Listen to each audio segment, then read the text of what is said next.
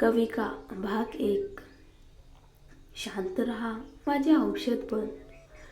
गंभीर करकरीत आवाज तिच्या अगदी कानाशी घुमला. गरम श्वास गालावर आदळला आणि कविका शिंदेचे डोळे मोठे झाले. ती घाबरली, रागाने थरथरली आणि पूर्ण ताकदीने तिने समोरच्या त्या पुरुषाला दूर ढकलण्याचा प्रयत्न केला. पण तिचं मनगट एका मजबूत हाताने घट्ट पकडलं होतं. पुढच्या क्षणी त्या पुरुषाचं उष्ण शरीर तिच्यावर कोसळलं आणि ती रात्र जळत्या गोंधळात संपली.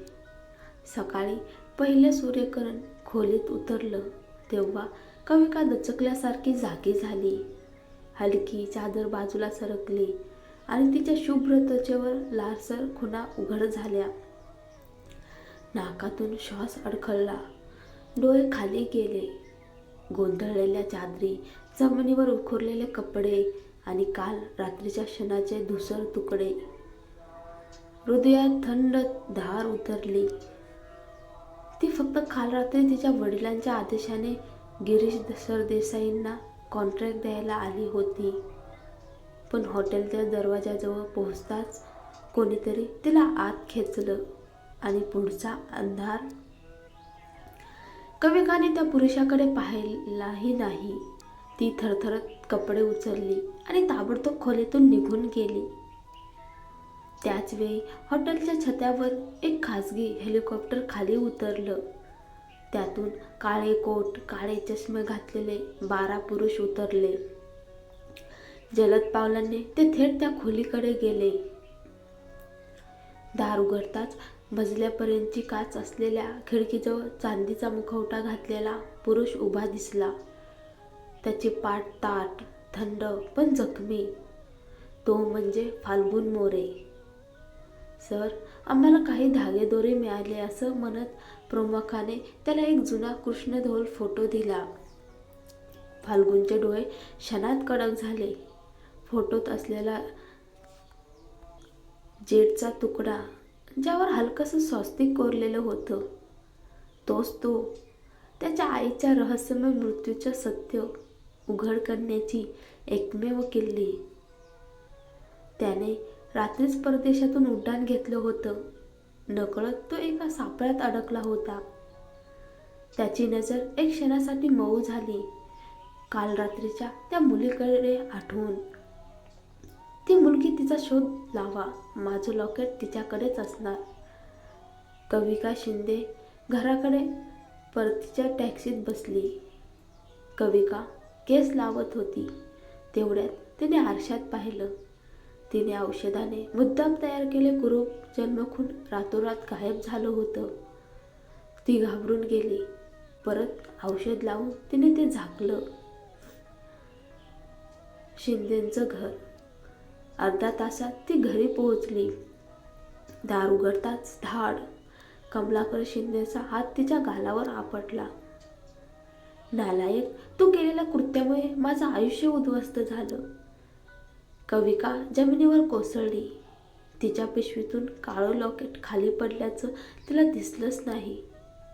तिच्या डोळ्यात अविश्वास, वेदना, अपमान आणि कमलाकरांच्या डोळ्यात फक्त लोभ आणि तिरस्कार. गिरीश सरदेसाईंना माझं इन्व्हेस्टमेंट हवं होतं आणि तू त्यांना भेटलीच नाही. तू मजा करायला गेलीस होती का तिथं? कविकाच्या डोळ्यात पाणी उभं राहिलं.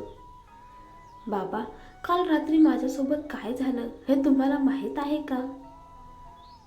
तिच्या मानेवरील खुणा पाहताच कमलाकरचा संताप उफाळला.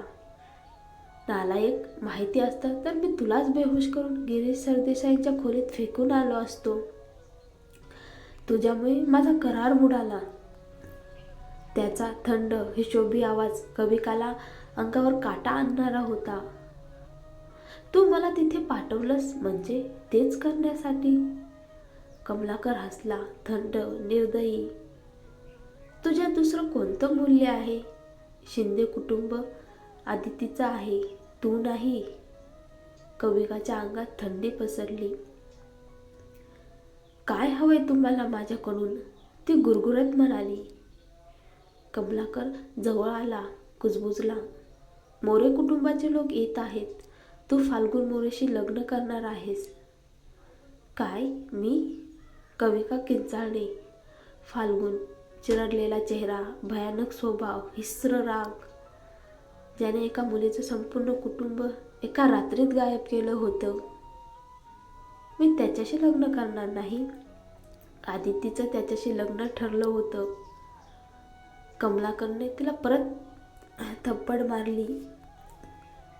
शारदाबाईंना तूच हवी आहेस. आणि ऐक, जर तू नाही म्हटलंस तर तुझ्या आजीचा ऑक्सिजन बंद करेन. कविका थरथरली. श्वास अडखळला. आसवे डोळ्यात दाटली. तिच्या आजीने दिलेल्या पैशावर कमलाकरने आपला व्यवसाय उभा केला होता आणि आज तोच तिचा जीव घेण्याची धमकी देत होता. कविकाच्या मनात राग उसळला. दात घट्ट बसले. ठीक आहे, ती म्हणाली, आवाज तुटत. मी लग्न करते, पण माझ्या आईचे दागिने, चित्र, सगळी मूल्यवान वस्तू मला परत द्या. कमलाकर हसला. फाल्गुन मोरेच्या घरात टिकलीस तर देईन, पण शिंदे कुटुंबाच्या हिस्स्यातून तुला 1 रुपयाही मिळणार नाही. कविकाने त्याच्याकडे झळणाऱ्या नजरेने पाहिलं. आतून मात्र ती शांतपणे योजना आखू लागली. ठीक आहे, ती थंडपणे म्हणाली, मी लग्न करायला तयार आहे. 1 तासानंतर एक चमकदार काळी BMW पुण्यातील कोरेगाव पार्कमधल्या भव्य मोरे बंगल्यासमोर थांबली. बंगल्याचे मुख्य दरवाजे आधीच उघडे होते. शरद काका, मोरे कुटुंबाचे दशकापासूनचे विश्वासू नोकर, दारात उभे होते. कविकाच्या चेहऱ्यावरचे मोठे कुरूप जन्मखून पाहून ते क्षणभर दचकले, पण पुन्हा हळूहळू चेहऱ्यावर व्यावसायिक स्मित आणले. कविका मॅडम, आत या. लोखंडी गेट हळूवार उघडले. कविका खोल श्वास घेत बंगल्यात पाऊल ठेवते. अर्धवट वाटेत ती मागे चालणाऱ्या शरद काकाकडे वळून हळूच विचारते, तुमच्या साहेबांचा स्वभाव कसा आहे? शरद काका काही क्षण गोंधळले. नंतर हळूच म्हणाले, साहेब परत आले की तुम्हालाच कळेल मॅडम. कविका थांबली आश्चर्याने. म्हणजे साहेब घरी नाही येत? त्यांना काही बाहेरची कामं होती, ते थोड्या वेळात परततील. कविकाने सुटकेचा निश्वास टाकला. आज तिने जे काही सहन केलं होतं त्यानंतर फाल्गुन मोरेला लगेच न भेटण्याची मिळालेली ही थोडी सवलतच होती. शरद काकाने तिचा स्वभाव न कळल्यामुळे तिला पहिल्या मजल्यावरचा उत्तम गेस्ट रूम दिला.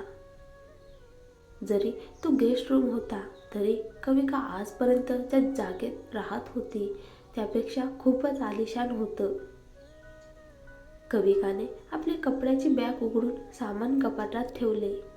नंतर ती टेबलाजवळ बसली आणि तिच्या हातात असलेली छोटी लाकडी पेटी हळूवार उघडली.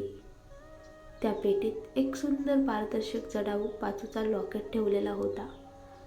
त्यावर कोरलेला हलका स्वस्तिकचा चिन्हांकित सोनेरी उजेडात चमकत होता. हे दागिने तिच्या दिवंगत आईची शेवटची निशाणी होती, ज्याला कविकाने जगापासून लपवून सुरक्षित ठेवलं होतं. त्या पाचूचा लॉकेट हळूच पुसून तिने ते परत पेटीत ठेवले आणि कपाटात खाली कॉस्मेटिक्स खाली लपवून दिले. यानंतर कविकाने लॅपटॉप उघडला आणि राजीनाम्याचे पत्र लिहायला सुरुवात केली. माधव देशमुख हे नाव आठवता त्याच्या छातीत वेदना उठली. ते दोघे कॉलेजचे मित्र. कॉलेज संपल्यावर माधवने पुण्यात हिंजवडीला स्वतःची लॉ फर्म सुरू केली आणि कविका तिथे फक्त त्याच्या जवळ राहण्यासाठी जॉब करत होती. काल रात्रीच्या पार्टीत तिने 10 वर्षे मनात दडवलेलं प्रेम व्यक्त केलं आणि त्याची नव्याने नातीची सुरुवात झाली होती. पण काल रात्री तिच्याबरोबर जे झालं ते एका मुलीसाठी सर्वात अनमोल असतं. ते ती गमावून बसली होती. कविकाचे हात कापत होते. तिच्या डोळ्यातून अश्रू वाहत होते. काहीशा शेकडो शब्दाच्या राजीनाम्यासाठी तिला 3 तास लागले. तिने सिम कार्ड टाकून दिले. माधवचे सर्व नंबर, मेसेजेस, फोटो सगळं डिलीट केलं. मगच ती दिवे बंद करून झोपली. त्याच वेळी मोरे बंगल्यात रात्री उशिरा फाल्गुन मोरे पुण्याहून परत आला. तो थेट आपल्या स्टडीत गेला. त्याच्या आजीनं शारदा मोरे यांनी कविकाशी त्याचं लग्न ठरवलं होतं आणि त्याला आजच कळलं. त्याच रात्री त्याला विरोधकांनी फसवलं होतं आणि एका निष्पाप मुलीची अब्रू गेली होती.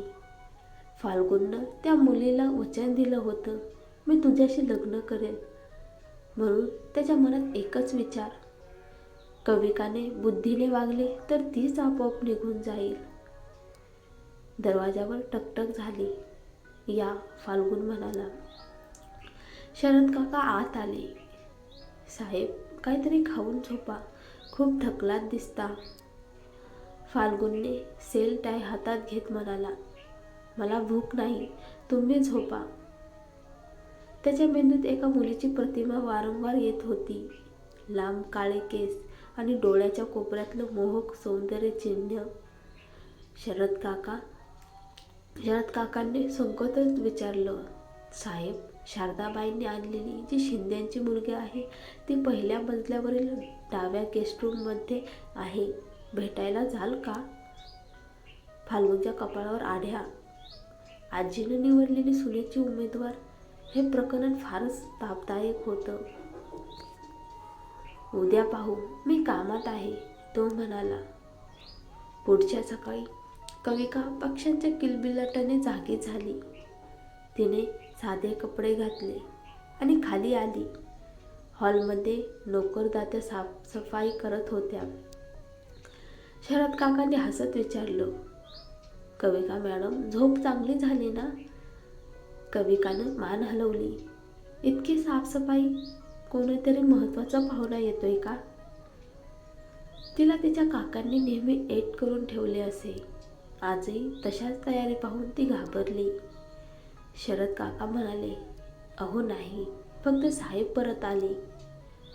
कविकाचे डोळे मोठे झाले. फाल्गुन मोरे परत आला म्हणजे तिचा वेळ संपला.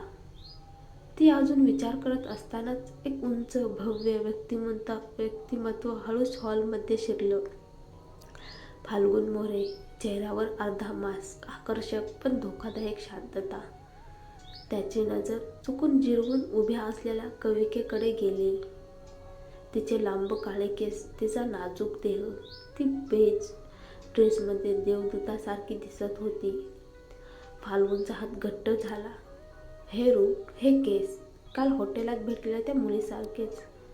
काय तीच आहे का? कविका आणि फाल्गुनची ही गुंतागुंतीची कथा आता अजूनच रंजक होणार आहे. पुढे काय होणार ते जाणून घ्यायचं असेल तर व्हिडिओ लाईक करा, शेअर करा आणि पुढचा भाग पाहण्यासाठी सबस्क्राईब करायला विसरू नका. तुमच्या प्रतिक्रिया कमेंटमध्ये नक्की लिहा. तुमचं मत आमच्यासाठी खूप महत्त्वाचं आहे.